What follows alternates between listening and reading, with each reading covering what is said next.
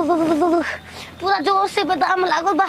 तार माई के बेदाम कराओ सिनरा के का बना देला सने को हगे लावा खाई पतना गई तो ओइसे तो 4 दिन से मछली खाते 4 दिन पर। अरे भाई बाबू रात के बेजता नारे ना मिली हो नारे ना मिली ऐसन मानुष के देहिया बरम्बार ना मिली। पता लेनी बड़ी बढ़िया बुद्धि बा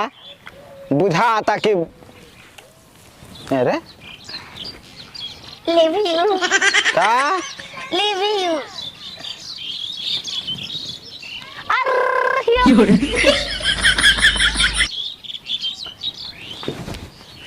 प्यार करें तारा से छीन रो रारो सवात दिल आई है बेटी समान बाड़ू प्यार हो जाता उम्र के लाज लिहाज है दिल में खूब बुलबुली होता जनी जो कमाई तो लकतिया बजा माली सवतिया मती चला एक ही गाड़ी से हगल जाई तू हर कन्या बन जा हम ता पति में बन जा तनी हम बाबा हैं बाबा चारी बन जा हाई ब्रह्मचारी चला सरसों में मैं धर अरे गोलो तारू इसे जो इसे ए बचिया गनगना तरका ऐसे करबू ना तो पैंट में हम हगे दे डर के मारे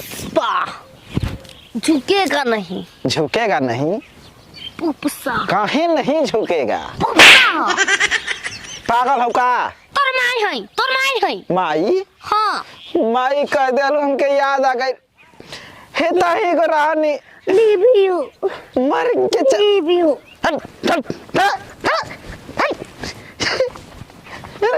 के आओ सारे बचाओ राम दा प्यार हो गइल बा की करा तारा से देखा तू विवाहित बाड़ू अरे अरे मुड़िया तू तो निकाली माठ पल है तना रुपया लेके आइला बगलिया में हिम्मा ए बाबा निकलबे ना कर ये सब का करता नहीं रास्ता में अब तो कहीं बारंबार चारी हुई सकबा ना सक नहीं खे गुरु महात्मा सके ना अब बताओ देखा लड़ रहा थी तो कोई आपे से ना ये गांव में कितना फेरी वाला कितना छोड़ दा ए अच्छा हो गई कौन रोग हकाय करा रोग ना बहुत बड़का रोग हो एकरा के ना जाके संगीत चलता तू खुशी को ही दे हम तो बदाम करे आ रही एकरा में तो ये कमी है गांव में जो नया लुक में आवेला लाल पे रुक में ना तो एकरा अपना भतारे समझे ले एकर मर्दा सिंगारो तारो के समझता नहीं लेबू ले ला ना एकरा पीछे बहुत ज्यादा केस भइल बा पगली पा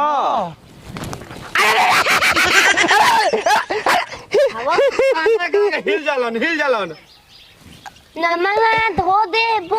छोड़ दी बस साफ ए बच्चिया ठंडा पड़ा में सुना ठीक हो गए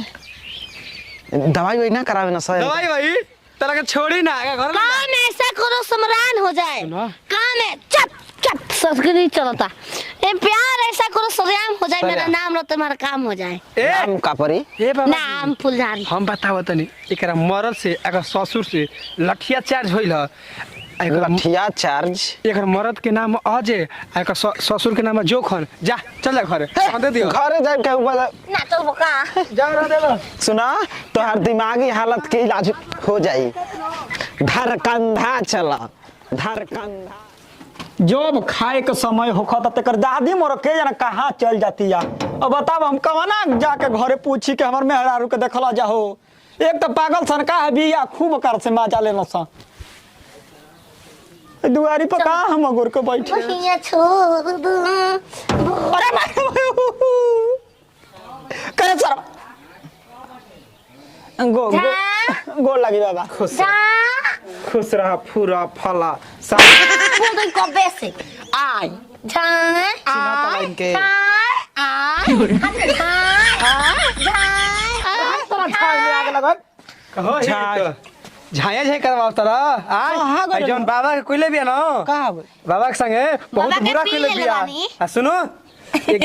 बाबा का अपमान हमहू पूरा के गांव पिया। एक्शन ले बा तोनी के बॉडी ई गांव से घर करी ए मर्द जाना का आग लगाओ तो जाते बा ने बाबा ये ओकर भतार ई हां अच्छा जा ये का घर हो जात नहीं ठीक है अच्छा अच्छा सार तो हमरे से कबो लगी ए मर्द जा ए का गुरुनाथ ना ना आप गुरु हैं नहीं चेला। बात सुना हाँ, बोल। आज हम चेला बानी तो हम लोग के हम आओ तनी रास्ता था के हाँ। बड़ा बढ़िया भजन उठौले रहनी है कौन भजन तनी सुना देती पहले एकर कहानी सुनबा अपन मेहरी के कहतिया हो जब हम ताकत नहीं हे से और रहियो ई भाषा बोलतिया बताओ हम भैसा हई हमके भैसा समझतिया जाना तनी बाबा एक दिन गइल खेत और मैदान करे आ बढ़िया हर भैंसा धकल खेत ले हलस कौन टिटकारी पार दस जब सुताला में न यही तरह लागतिया करे आदत आदत पड़ गई बाबा ओकर खातिर क्षमा मांगतानी कनिया की दिमागी का हालत बोल मारला हवा ओ जा का बा उनकर का बा दिमागी हालत इनकर खराब बा हे जा लागो इनके धरकंधा लिया के चला धरकंधा हमारा कुटिया कंधा केने बाबा मेरे धर चोली वाला हम लिया रास्ता के धक चल जाए के होई धर्म नाश दी कुल कहाँ तो पता नहीं है बाबा नमका बता दी धरकंधा कहाँ से जाए के पड़ी हम लिया के चलब आइब सोमवार ई के बताओ। दिन जाता नहीं जा जाओ तोर माई के जा अबे जा और चुप रहो रे पकाली बड़ी में आ जेबी बा मने ने सुना सोमवार के जाई जाई तोर माई के हम ना जब हम लिया के जाई बचवा हम उपकार कर लिया चल बाबा के घर में खाना वाना खिया सुबेरे चल जी कल सोमवार है हम बाबा ना लिया जाई हां कहाँ है ऐसा ही झेला बतावा पागल सन के रखा वाला पागल मत कही ना तेकर दिमाग और फास्ट चलेला ई का इस्मान बाबा आयुष्मान भव आशीर्वाद अच्छा जाई बाबा भेंट होई कबो तो छोड़ का देला लौंजार लेखा पोंगरत है भरसिया ने मैदान करियन त गेल ही बामल का हाई कान बाबा धर कंधा झर- एकर पर धरे खाते हैं जा चोली के रास्ता जाए को होई धोरीपुर से होते हुए चोली कंधा धर चोली में तो धकरंदा मुझे कहां बोलो ना गोलन धकरंदा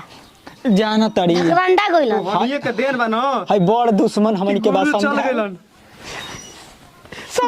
समझा दे सुना